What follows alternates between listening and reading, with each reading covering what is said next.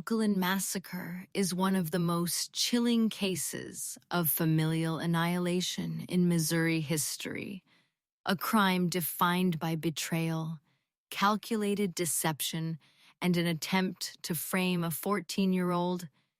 The Elkland Massacre, Elkland, Missouri, a tiny agricultural community in the Ozarks, population barely 200 souls. In 1987, it was the embodiment of quiet rural life, a place where family meant everything and neighbors knew every truck that drove down the gravel road.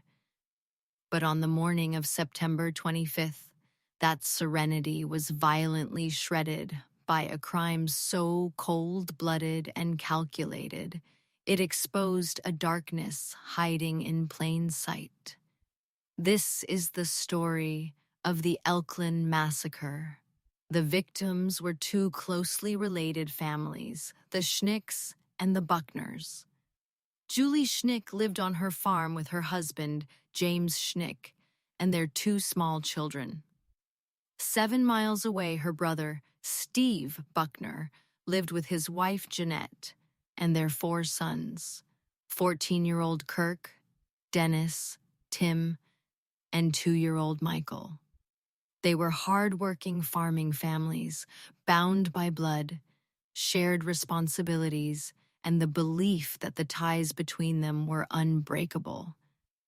At approximately 6:00 a.m. on that Friday morning, Alfred and Jean Buckner, the parents of Julie and Steve, arrived at the Schnick farm. They had come to help with the morning chores, but instead they were met with a scene of initial confusion and immediate horror. They found their son-in-law, James Schnick, rolling on the kitchen floor, wailing in pain, claiming to have been shot and stabbed by an intruder. Schnick immediately spun a horrifying tale of survival. He claimed that an armed man had broken into the house. In a ferocious struggle, Schnick insisted he had managed to fatally stab the intruder in self-defense, saving his own 2 children. But in the bedroom, John Buckner found her daughter, Julie Schnick, dead. She had been shot twice in the head. The alleged intruder was sprawled in the hallway, a .22 caliber pistol clutched in his hand. The intruder was not some random killer. It was Kirk Buckner, Julie's 14-year-old nephew.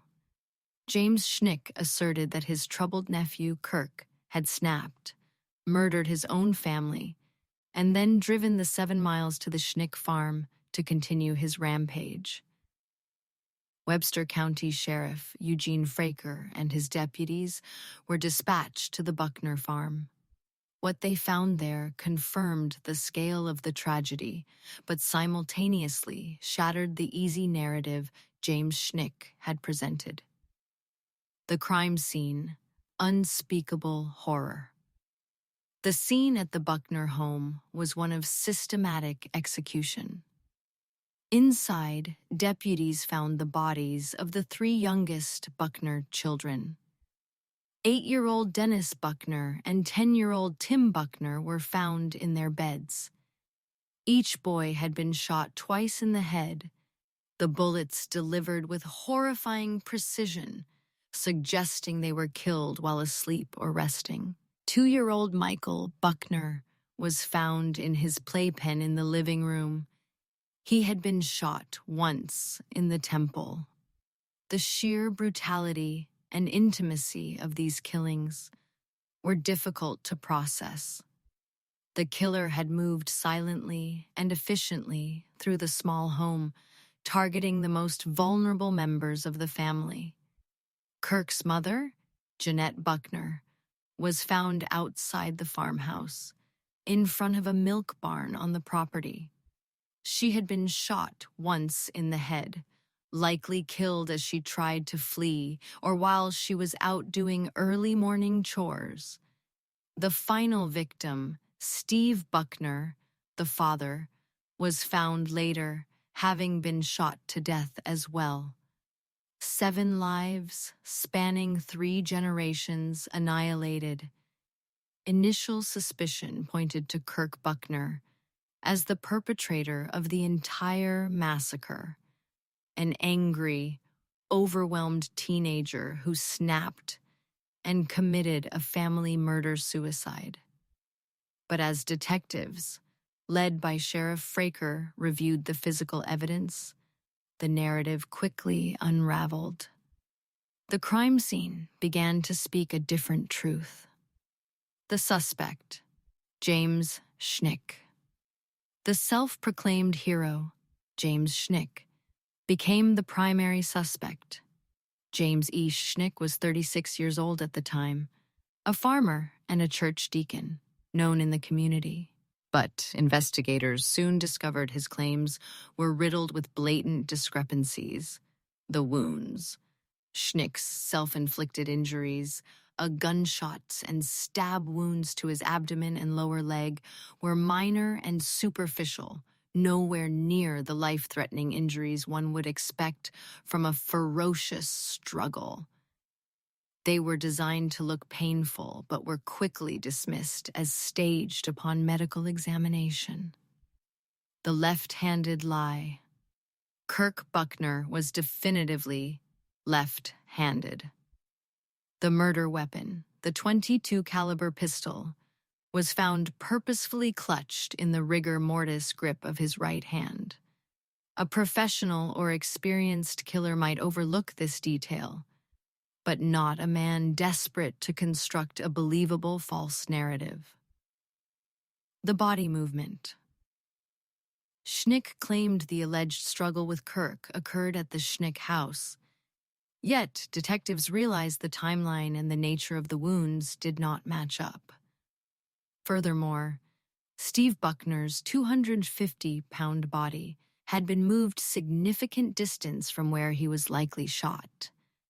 A feat unlikely for Kirk, a boy weighing barely 130 pounds, but highly plausible for a mature man like James Schnick.